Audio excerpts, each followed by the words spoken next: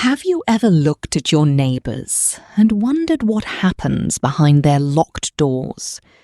We like to believe that our homes are our sanctuaries and that the people next door are just like us, living quiet, ordinary lives. My name is Dr. Chloe Carter. As a young resident physician at a major city hospital in Chicago, I've seen my fair share of trauma. But nothing in the ER could have ever prepared me for the psychological horror waiting right across my hallway. It started with a faint cry for help, led to a room filled with stolen lives, and ended with me staring into the eyes of a monster I thought was just a frail old lady.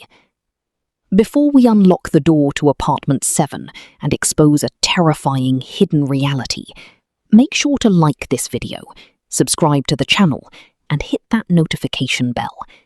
Trust me, after hearing this story, you will never look at your neighbours the same way again. 6 months ago, I finally landed a demanding but prestigious position at Chicago General Hospital. Needing a quiet place to rest after grueling 14-hour shifts, I rented an apartment in a peaceful brick mid-rise building in a historic neighbourhood. It was perfect. Or so I thought. Right across from my front door was apartment 7. The tenant was Mrs. Clara Vance, a wealthy, reclusive widow who never seemed to leave her home. Groceries were delivered to her doorstep, and the heavy oak door remained shut at all times. Whenever I caught a rare glimpse of her picking up her mail, she looked frail, wrapped in expensive shawls. Being a doctor, I naturally felt a sense of duty. One afternoon, I smiled and said, "Good afternoon, Mrs. Vance. I'm Chloe from across the hall. If you ever need any medical help or just a hand with groceries, please let me know." She didn't smile back. Her pale eyes locked onto mine with a cold, piercing intensity. Without uttering a single word, she slammed the door right in my face. I brushed it off as the eccentricity of an old woman who valued her privacy. I had no idea her privacy was a matter of life and death. Living directly across from apartment 7 meant I couldn't help but notice its strange patterns. Every single Tuesday night, precisely at 11 p.m, the building's quiet hallway would echo with the sound of muffled footsteps. Through the peephole of my door, I watched the same routine unfold week after week. A young woman, her face entirely hidden beneath a heavy scarf, would knock gently on Mrs. Vance's door. She would be let inside, staying for exactly 1 hour. But it was her departure that chilled me. Every midnight, the young woman would step back out into the hallway, her shoulders shaking violently as she wept bitterly into her hands. She would hurriedly wrap her scarf tighter, completely obscuring her face, and rush down the stairwell. Who was she? Why did visiting a wealthy old widow leave her in such absolute despair? The curiosity began to keep me awake after my shifts, a persistent itch in the back of my mind that told me something was terribly wrong. The breaking point arrived on a rainy Tuesday evening.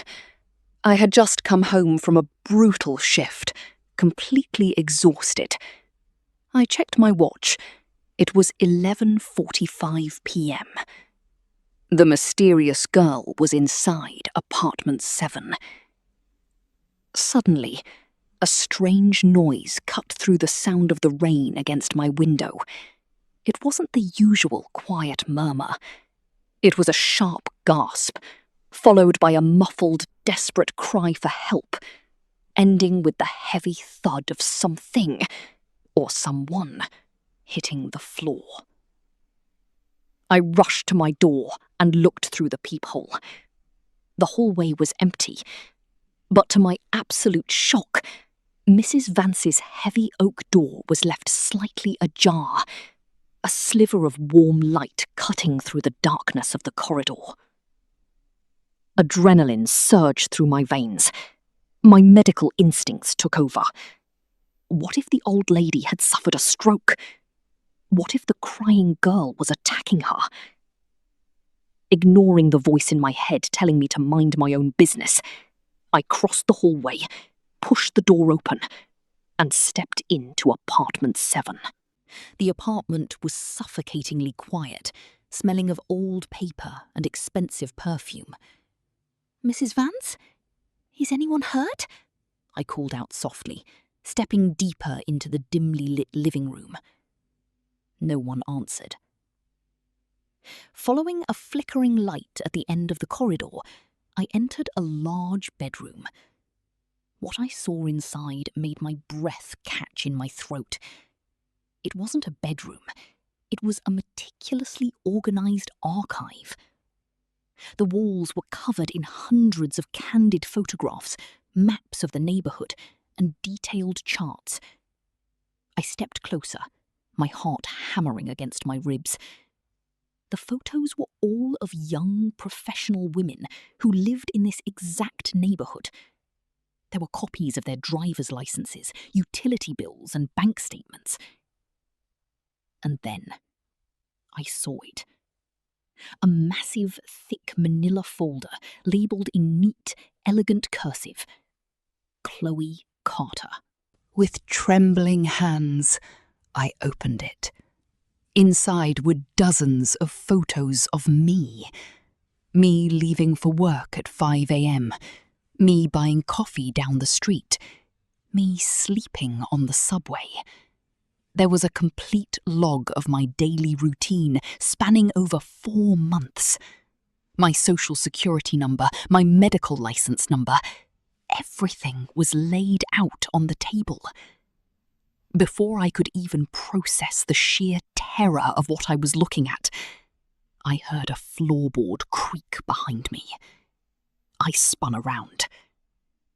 Standing in the doorway was the mysterious Tuesday night visitor. She slowly unwrapped the heavy scarf from her face. I gasped, stumbling backward against the wall. The girl didn't look like a stranger. She looked exactly like the photos of a girl named Sarah, a young accountant who had lived on the 3rd floor, and mysteriously vanished 2 years ago, leaving a note saying she had abruptly moved to Europe. But her face was covered in surgical scars, altered to look like someone else. Behind her, stepping out from the shadows with surprising strength and agility, was Mrs. Vance. The frail, trembling act was entirely gone. In her hand, she held a heavy, loaded syringe.